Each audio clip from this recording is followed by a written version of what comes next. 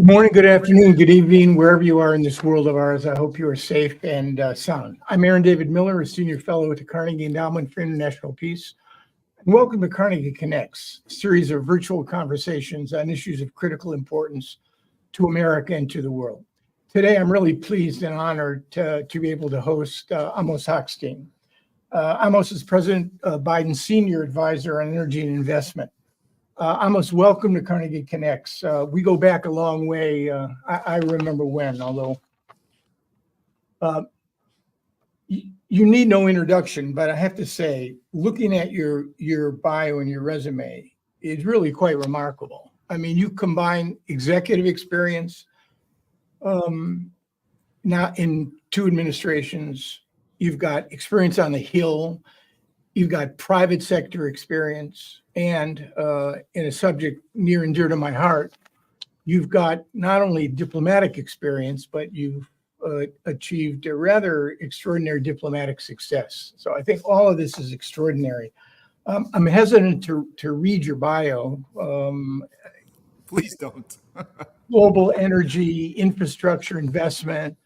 I mean, critical minerals. It's an incredibly wide brief. Today, though, I'd like, since I've got you, and I appreciate that tremendously, I thought we'd focus on the Middle East aspects of what you do. But before, as I try to do with all my guests, I'd like to try to get into not the origin story of Amos Hochstein, but the backstory in a way. And so I'd like to start on the personal side. You know, in a political article in 2022, you were described as perhaps the most influential Joe Biden advisor that most people don't know about. And in the words of one of your former bosses, I think, Chris Dodd, you want to keep it that way. So I know talking about you is not something you want to do, but you got to help us out here. How did you get interested in politics? And what were the key influences that shaped the beginnings of your career? Well, first, Aaron, it's really great to be able to join you on Carnegie Connects. This is from all the incredible work that you've done, and as you say, we go back to the 1990s, and I still recall participating in the briefings that you were giving members of Congress in those days during the early days of peacemaking between Israel and Palestinians and the broader Middle East. So. It's really great to be able to stay connected with you after all these years. Look, I think the origin story really about interest in politics was from a very young age. I don't remember when it started, but I would always read my parents used to get the National Geographic, the subscription to National Geographic, those yellow magazines. And I was always interested in foreign policy, and what was less, I didn't know it was called foreign policy. I just really cared a lot about what was happening in other countries and cultures, and what shaped my political future was being in the summer of 1992 and watching Bill Clinton and Al Gore, and for me it was this new kind of politics, and I got drawn in, sucked in, and all I knew is I wanted to be part of that, and combining that with foreign policy. And so as soon as I had the opportunity to go work on the Hill at the end of 1994, Democrats had just lost the House, and I went to work for Congressman Sam Gadenson, then to the Foreign Affairs Committee, and then onwards from there. So that was really just, the interest was there from a young age, but it's been just a great luck and a lot of privilege to be able to be involved in so many things. You know, one of my former bosses, former Secretary of State Baker, titled his memoir, "The Politics of Diplomacy." And for Baker, domestic politics was an inseparable part of foreign policy. I just wonder how your Hill experience strengthened, made you more aware, more sensitive to the reality of domestic politics and foreign policy. So I think that's exactly right. I think that you get in trouble when you disconnect foreign policy from domestic politics, and understanding what the scope of support that you have in our country for certain moves. And when you go beyond it, every president goes beyond it, or Secretary of State will regret it. And because either you've overcommitted, you get ahead of your skis, or you lose touch and you have to withdraw or take something back. And I think that the best time of foreign policy is when it's aligned with domestic interests, with what the American people either believe is important because you've convinced them, or because they got there on their own. But you can't do foreign policy against the interest of the American public. That's one. Two, I really believe that, especially today, we kind of had the Cold War era in my lifetime. Then we had the post-Cold War era, and I do believe that we're in some kind of a third phase of that, or a new phase, which is a global competition era, where it's not taken for granted that the U.S. is the global power. We have to assert our power. We have to explain to folks both at home and around the world what that means, what American values are, and how do you match what we're doing around the world and advocating for, and show that it is entirely in the interest of the American people. Working in Congress is the best place to learn that lesson. And watching whether it was the fight over NAFTA and getting votes for NAFTA, which was partly a foreign policy, that was the ultimate foreign policy that is domestic policy. And the Bosnia War that shaped my time was one of the biggest issues. Oslo Accords and the Bosnia War, former Yugoslavia War, shaped my time in Congress and really affected how I learned the differences, the importance of connecting the domestic politics with our foreign policy. No, I think that's critically important. You know, the president, one of his favorite expressions is, we need to lead not by the power, not by the example of our power, but by the power of our example. And that reflects American values. It also, I think, reflects the reality that we need a functional political system, domestic resiliency, and the critical importance of social and economic capital to project American power abroad. I think it's really it's really important. Let's move on just for a minute. You've often been described as a deal maker, a guy who can get things done.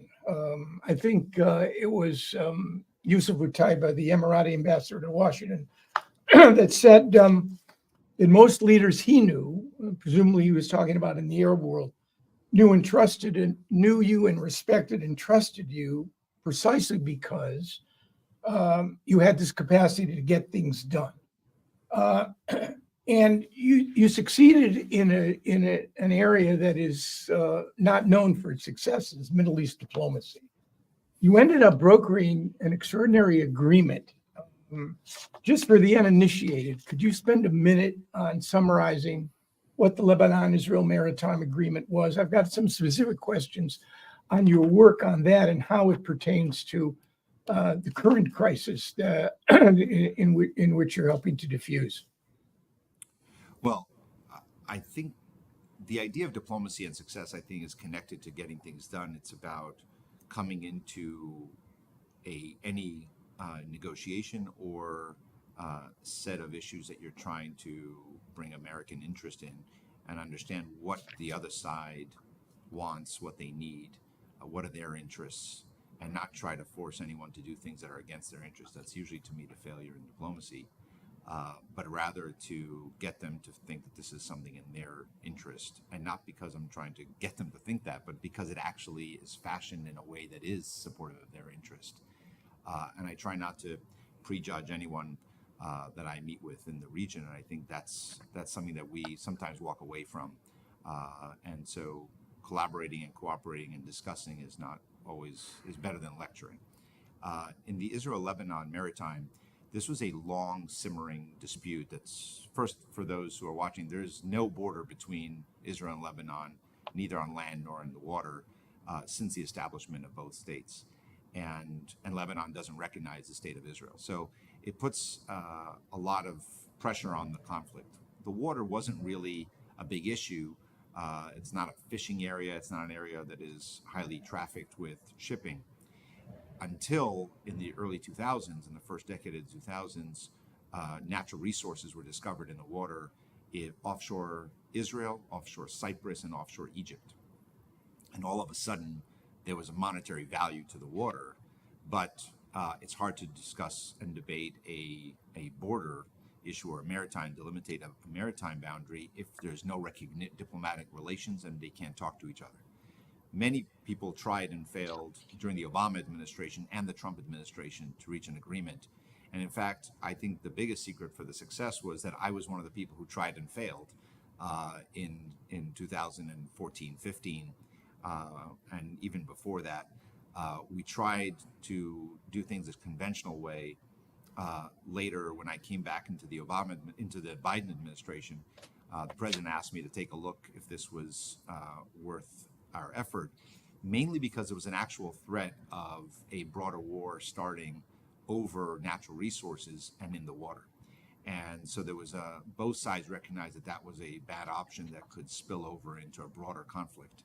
So I took a look again, met with both sides, thought that we actually had a moment of time that could be opportune and we can change how we did the negotiations. And we ultimately were able to reach an agreement that provided an actual internationally recognized maritime border between Israel and Lebanon that gave both sides the most important parts of what they needed. And that's how we have a border. It will affect us as we talk about a land boundary at some point. But that was a breaking of a taboo and a red line that existed between the two states. And I think that will help us whatever we do in the future. Middle East negotiations, excuse me, tend to have two speeds, slow and slower.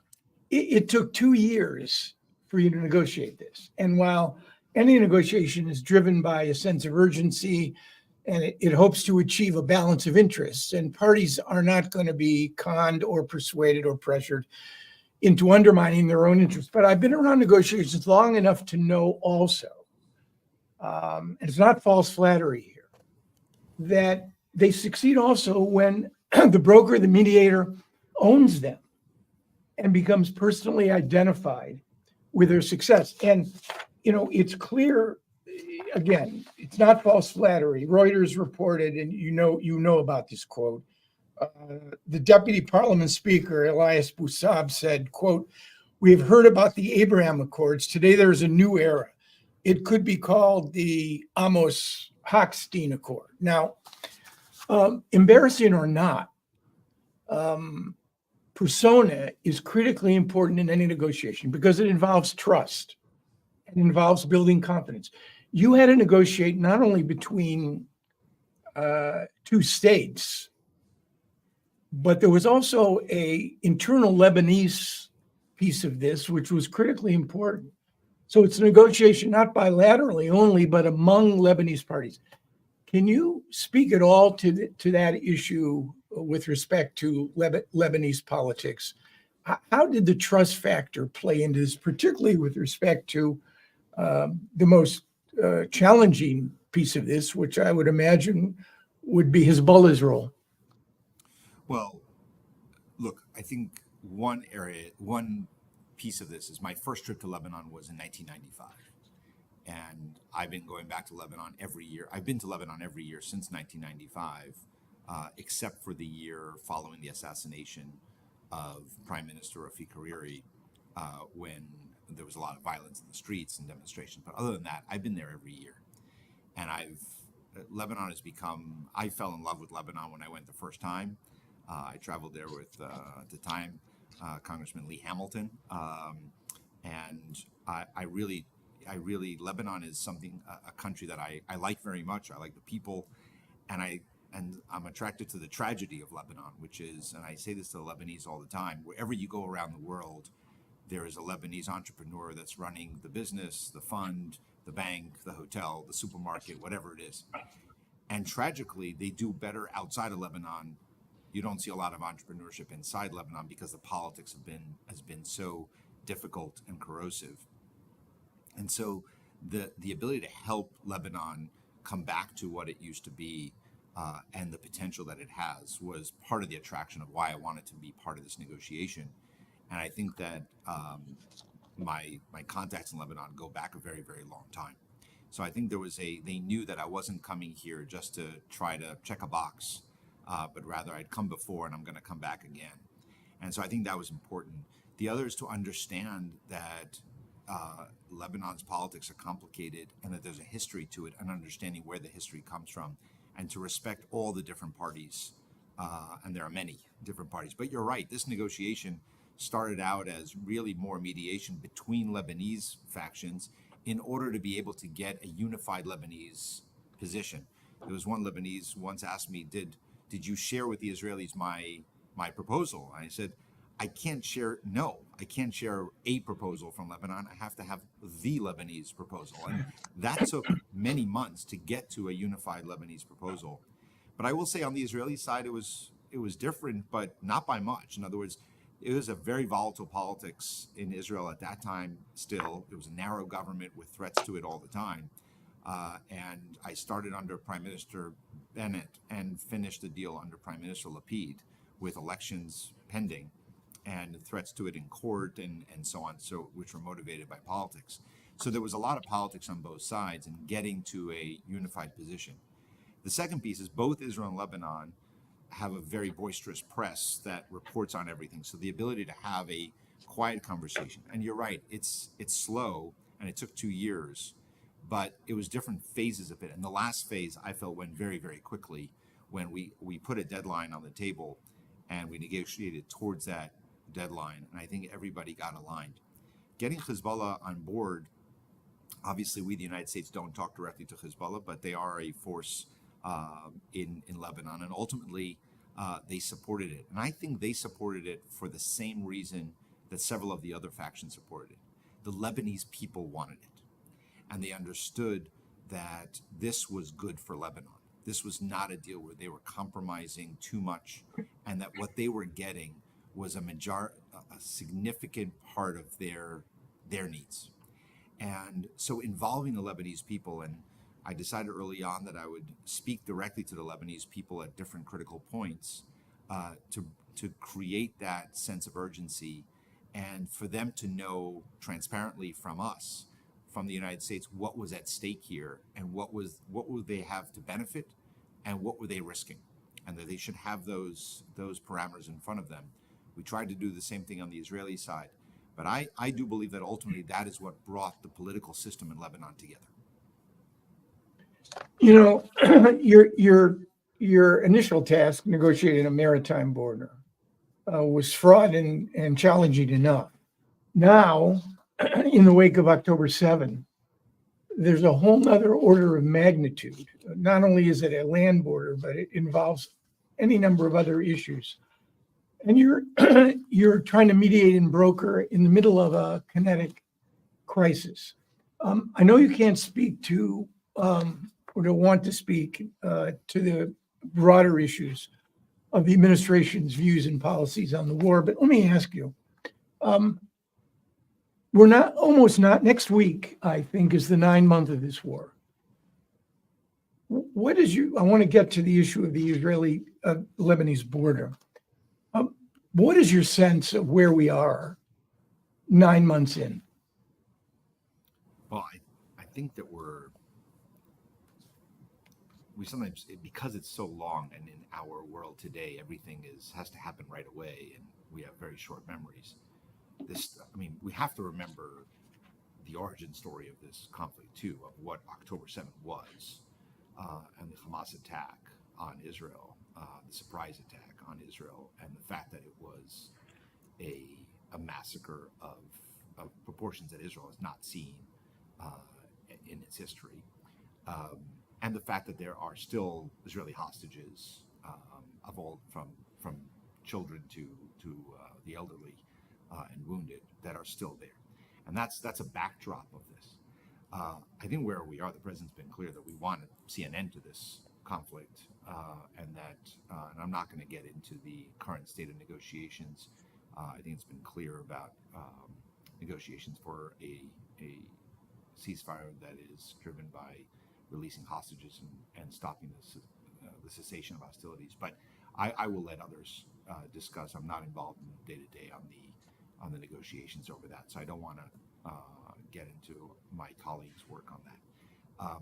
My area of interest is far more on making sure that we don't get to a place where there's an escalation to such a degree on the Lebanese border between Israel and Lebanon that spills over into a broader conflict and a active full engaged war between Israel and Lebanon, which then spills into other parts of the Middle East, which is entirely possible. Any conflict in Lebanon that escalates beyond a certain point is the easiest way and the clearest way for an escalation to more of a regional consequences, far more than what's happening in other places. So I mean, yeah, go ahead. Just as a strategic judgment, I find it fascinating that despite the current crisis and the fact that you have a situation in which you have a mini war on the northern front between Israel and Hezbollah, for the first time ever, you had reciprocal strikes, first by the Iranians in response to an Israeli strike on April 1st, and then an Israeli counterstrike. And yet, 9 months into this conflict, you've yet to see an escalation into what you and I, or normal humans, would describe as a regional war between Israel and Iran that could involve the United States. I just wonder, harking back to your comment about the importance of Lebanese public opinion on your earlier efforts over the maritime border.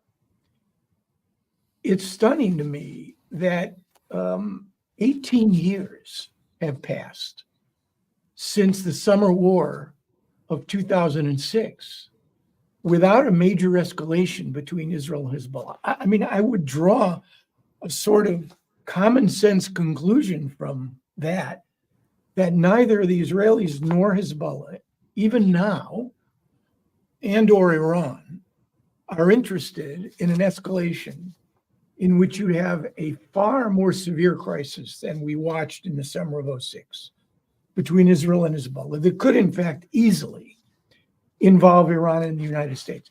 To what degree do you think Lebanese political elites, Hezbollah in this case, are responding to the reality that most Lebanese do not want that kind of escalation? So I think is that a factor? So first straight up, yes, that is a major factor. But let's break this down a little bit. On October 7th, Hamas does the attack. On the night between October 7th and October 8th, so somewhere in the wee hours of the morning of October 8th, there's an attack by a Hamas cell from Lebanon into Israel. Israel responds, retaliates, the retaliation to the retaliation, and we went right into this conflict.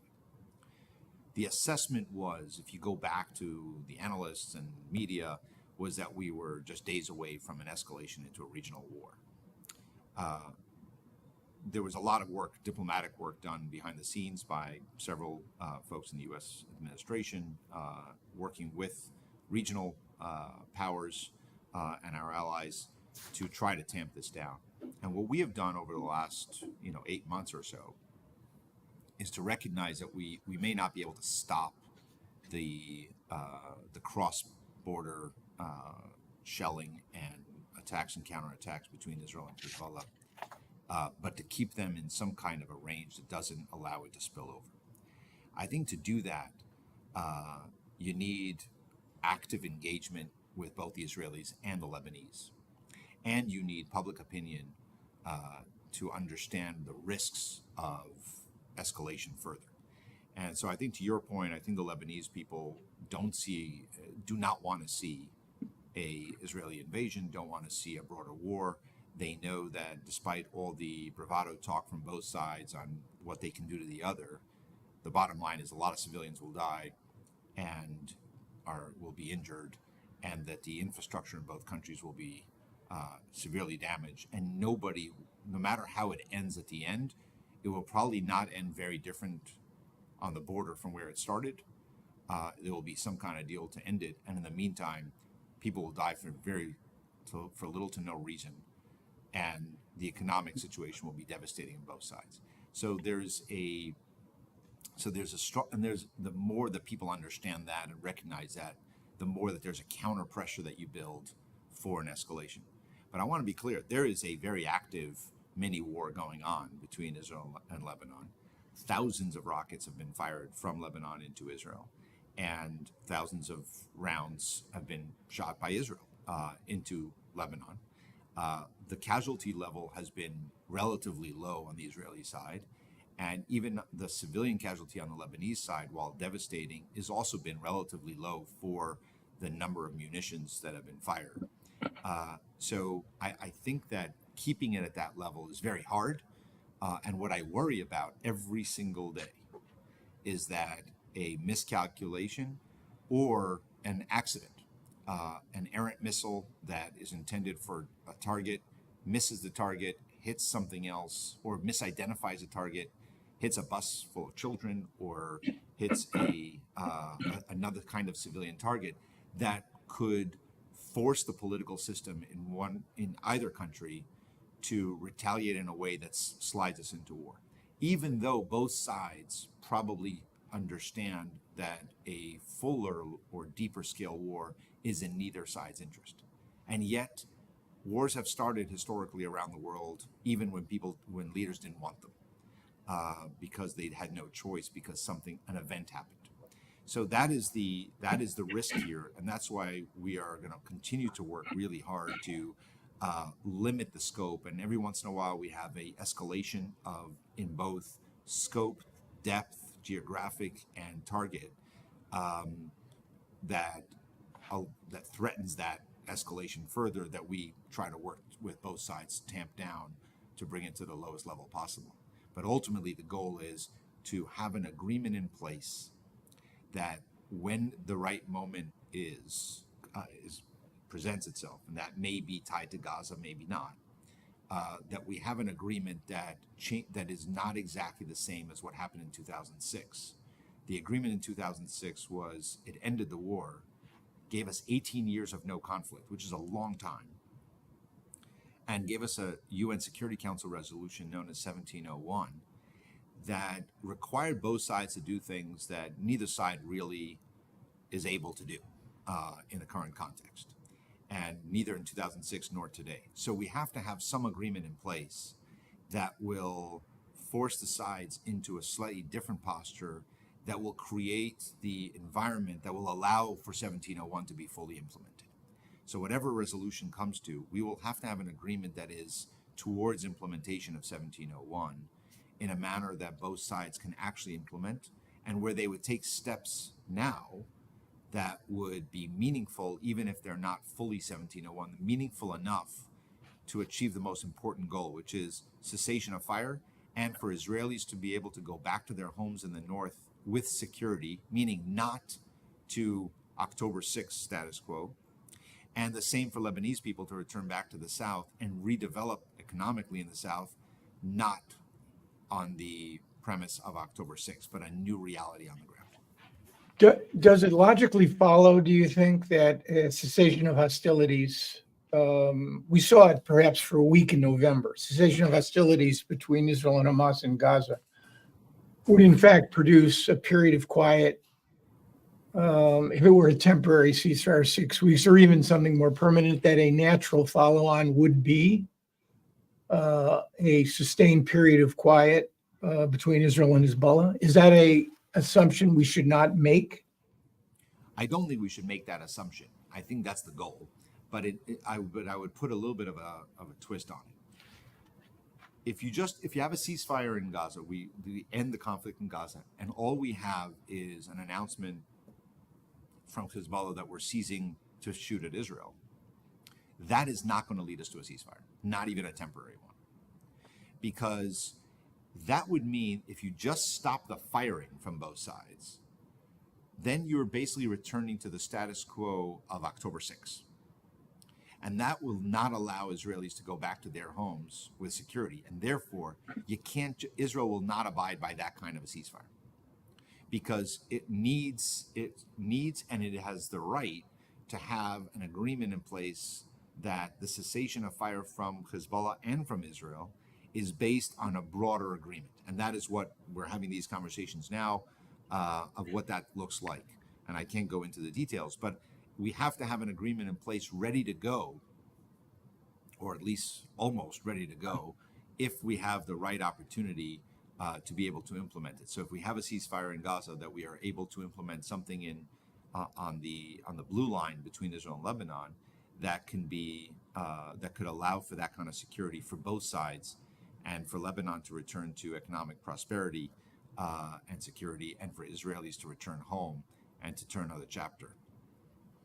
I mean, it sounds to me like this is far more than a temporary sort of palliative to address the immediate crisis on the border, that you're looking for something, hesitant to call it transformative with respect to anything regarding Arab-Israeli negotiations, but something more fundamental and enduring. And in part, I wonder if you could comment on this. October 7 undermined clearly, most of the Israeli analysts and former intel military folks that I talked to undermine Israel's concept of deterrence. So the question, I guess, is whether or not, particularly when you have 60 to 70,000 Israelis dislocated from the northern border communities, that the Israelis are looking for something more enduring. And I suspect that would have to involve, if they're going to get that, it would have to involve demarcation of the land border, and something that would benefit Hezbollah and the Lebanese.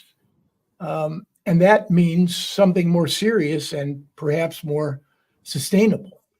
Do you think that's, under the circumstances, given the volatility in the region and the uncertainties about October 7, do you think that's practical and realistic to think about something more enduring between Israel and Hezbollah, including deployment of Lebanese army, a package of development with international backing for South Lebanon? I mean, is that the sort of overall approach that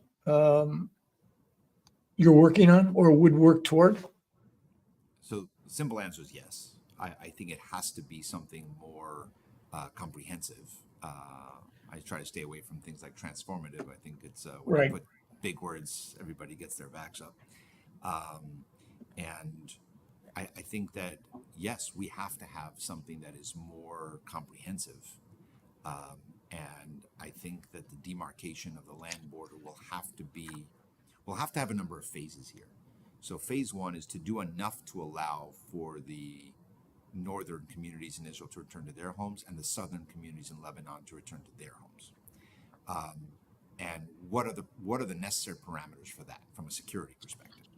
That's number one. But part of that has to be a vision for a future that enables that security package. I don't think on its own you can get there. So you have to have a vision of the future. And one of them is a strengthening of the Lebanese armed forces. And that requires an enormous amount of, you can say just deploy this to the south, but you need to recruit and train and equip. And that takes time. So we're going to start having those conversations before we get to a deal of how do you get there. The second is an economic package, which it's not just about the South. It's about making sure that the international community demonstrates to the Lebanese people that we're invested in them taking a new chapter forward. And therefore the economics have to support. I mean, it's a country that didn't have more than 2 to 4 hours of electricity on the grid before the war started.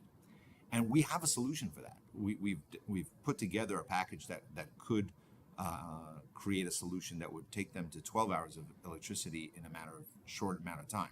So we have to have a broad international package that supports the Lebanese armed forces and the Lebanese economy. If we don't do those two, whatever we do will fall apart in the near future after this deal is reached.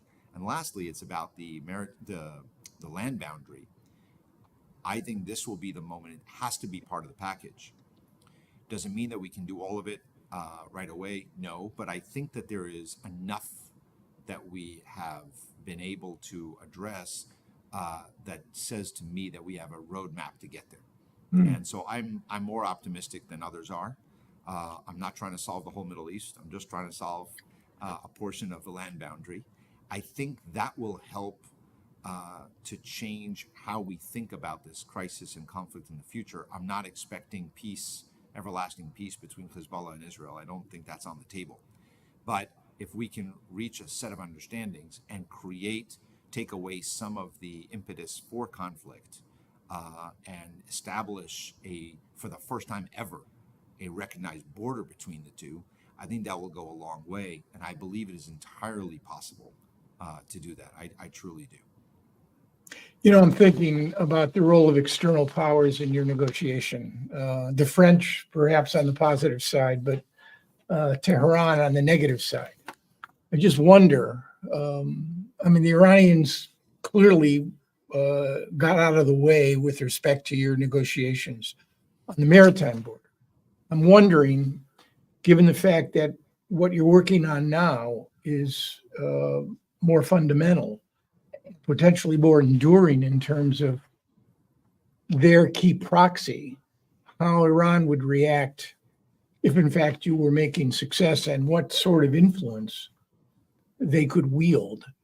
Well, Iran likes to say that they are involved in the region because they want to benefit the future of the Palestinian people, the Lebanese people, the Syrian people, Right, etc. right. This will clearly benefit the people of Lebanon. I think we have to make this about what's good for the Lebanese people. And I think that there is a very active diaspora of Lebanese people in the United States, very active diaspora of Lebanese around the world, in Europe and elsewhere. And I think all of them, I hear from them a lot. What they want is for us not to allow international powers to control Lebanon. And the United States doesn't want to control Lebanon either. What we want to do is to put something on the table that will bring the Lebanese economy back and stabilize the politics. I think if those two things happen, the ability of outside forces of any kind to influence Lebanon will diminish dramatically. What's allowed them to flourish is an economic decline and political chaos, and those two are connected. And I'll go back to something you said before and that we addressed at the beginning, which is we're in a different era worldwide.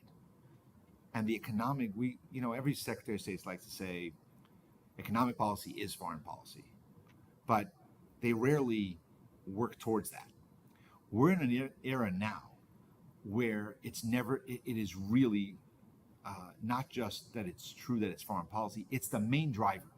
Yeah. If you look at what's happening in the Gulf, you see the Gulf involvement in other countries, the power dynamics. You said my portfolio is wide and varied, and I look at sort of the supply chains and the investments that China's making, that Russia's making, that Gulf is making, the United States. This is what it's all about.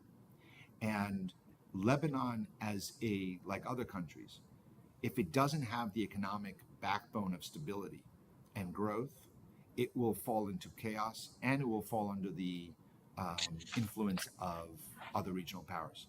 So I think if the more we focus on what's good for the Lebanese people, and what's good for them also right now, they're in a political crisis that has been going on for a year and a half without a president. The more we can help them through it, not do it for them, not choose a president for them, as some suggest that we should do, or give them just cash, but rather create the kind of reforms, allow them the space, help them develop the space to select a president, and then support the economy and a strong military. I think that you'll see that the ability of Iran or anyone else to influence Lebanon will diminish, not rise.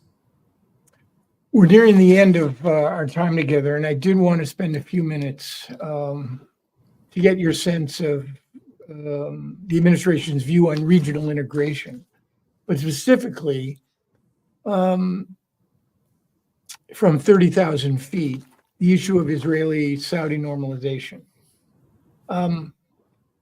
The administration has a very intriguing notion of integration. You saw it with the air defense on April 13, 14. You've seen it with the expansion of relations between Israel and the Emiratis, Israel and Bahrain.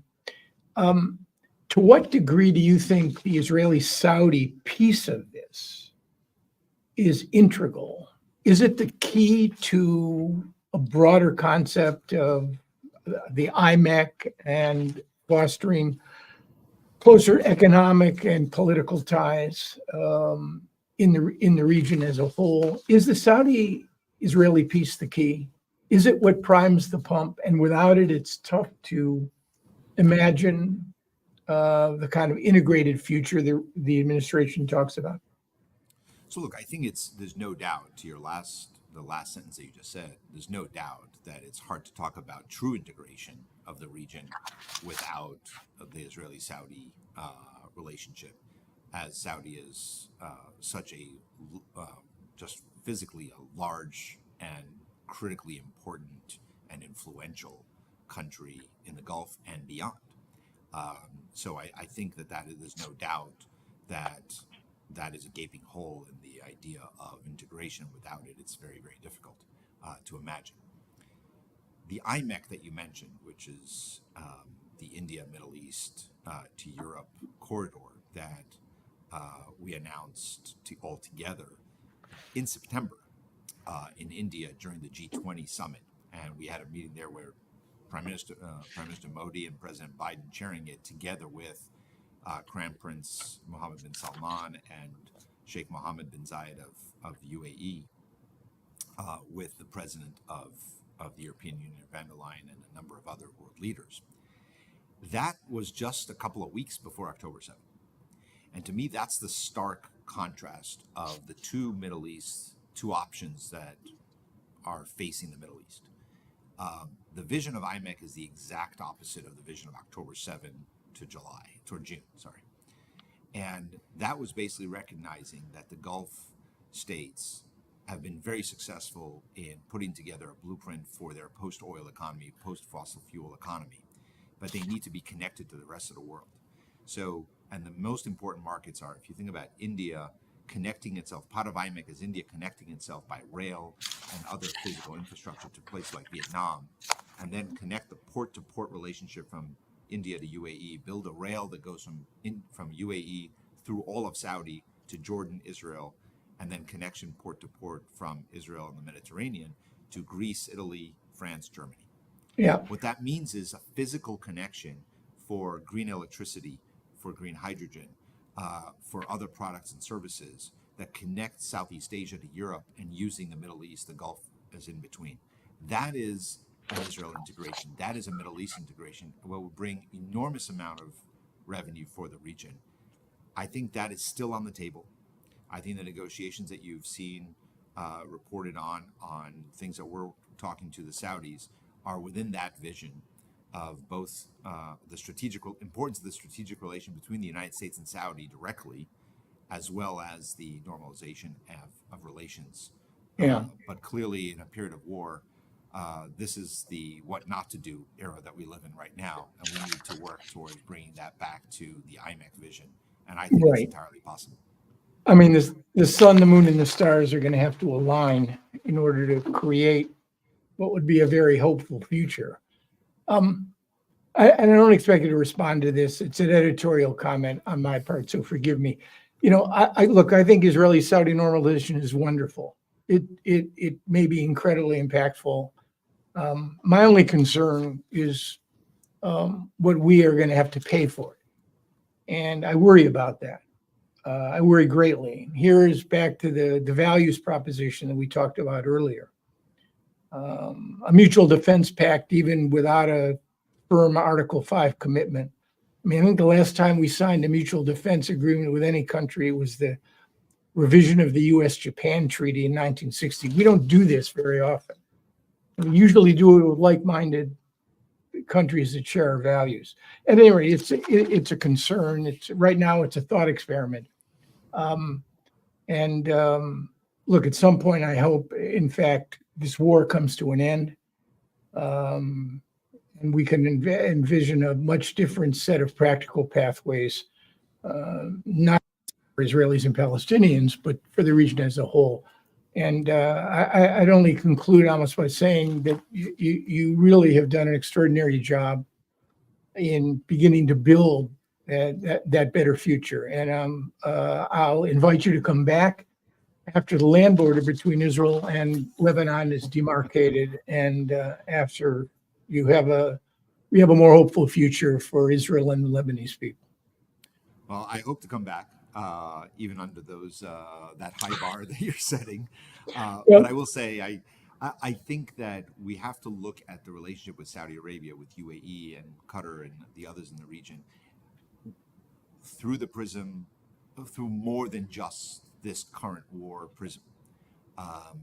It is important in this prism, without a doubt, and to support the vision towards a real two-state solution and putting it back on track.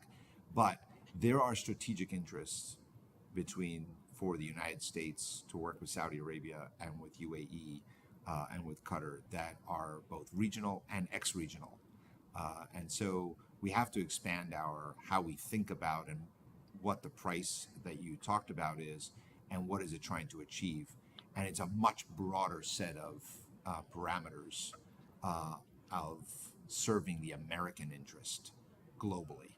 And so I think I look forward to another 45 minutes that we can talk about those For kinds sure. of things. Amos Hochstein, thanks so much. It was great having you on, and we'll talk again for sure. Thank you. Take care.